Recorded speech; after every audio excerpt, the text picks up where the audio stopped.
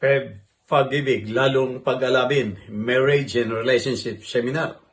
Sa pamumuno ni Police Lieutenant Colonel Ira A. Morillo, COP ng Batangas Component City Police Station, ang Pag-ibig, lalong pag-alabin, Marriage and Relationship Seminar ay isang makabuluhan na aktibidad na naglalayong palakasin ang mga relasyon, itaguyod ang malusog na kasal at magtaguyod ng mas malalim na pangunawa sa pagitan ng mga mag-asawa at magkapareha. Ang seminar nito ay nagsilbing plataforma upang talakayin ang mahalagang paksa tulad ng komunikasyon, pangako, paggalang sa isa't isa, emosyonal na talino at paglutas sa hidwaan sa loob ng mga relasyon.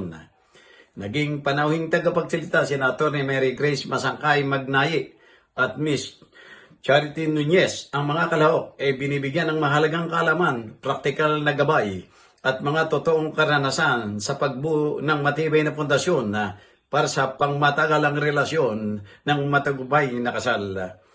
Ang kanilang karanasan ay tumutulong sa mga dumalo na mas maunawaan ang mga legal, emotional, at panlipunang aspeto ng kasal at pakikipagsosyo.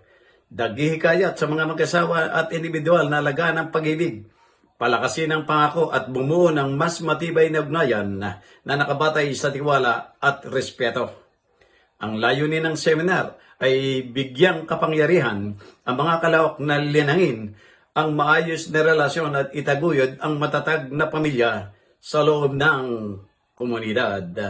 Ako si Jojo Cesar Magsumbulagulat para sa journalnews.com.ph.